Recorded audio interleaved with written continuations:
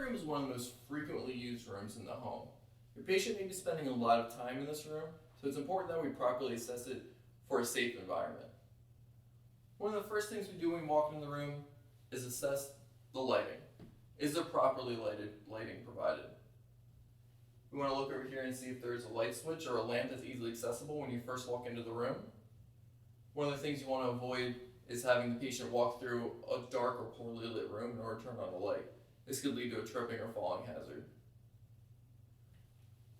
Second thing you want to look at when you walk into a room for its assessment is see if there's any general hazards or anything you notice right away that could be an issue.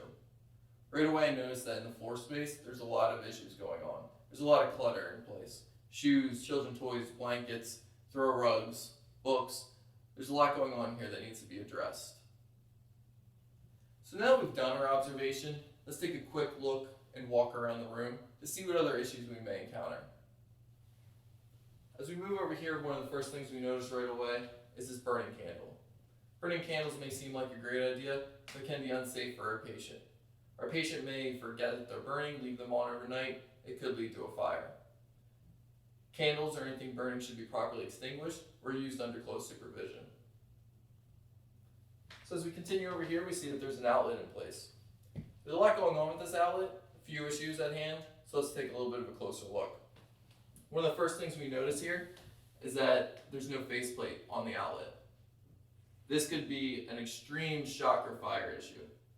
If there is a faceplate on the outlet, or if there's other outlets within the environment, you can give them a quick touch to see if they're warm. If they are warm to the touch, it could be an indication that there's a faulty wiring issue, and these things should be addressed by an electrician. Additionally, with this outlet, there's a lot of different elements plugged in here. This can be considered overloaded and an unsafe use of this outlet. This should be addressed.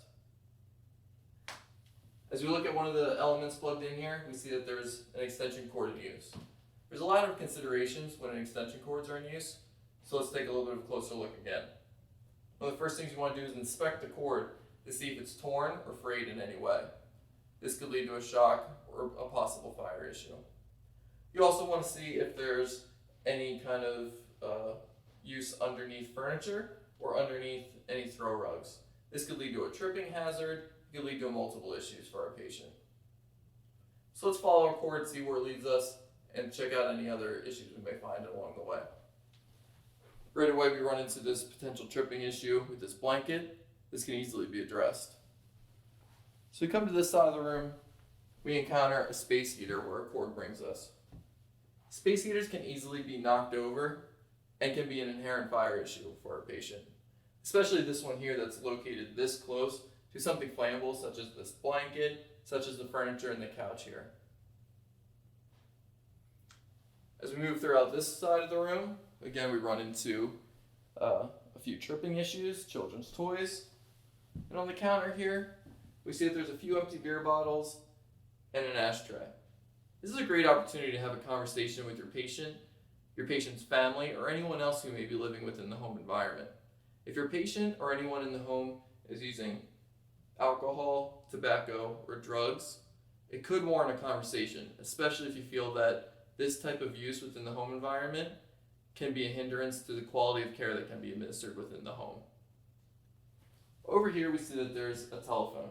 This is a great resource for a patient. Your patient may not remember all the important contact or emergency numbers that may be needed, so it's important to maybe leave a pad of paper with all the numbers explicitly written out in large print. Numbers for fire, EMS, police, doctors, close family members, or emergency contacts. This could, again, can be a great resource for our patient. So as we continue out here, we see there's, again, some clutter that should be addressed. And this is where we encounter our throw rugs. There's a large throw rug in the center of the room and this smaller one here.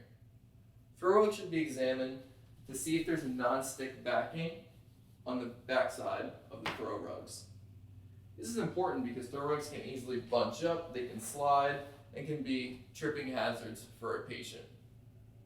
Again, one of the goals is to have the patient's ability to move freely throughout the space without encountering any issues. So now we've examined our living room environment. Are there any other living room related issues or hazards that may become apparent in environments such as this.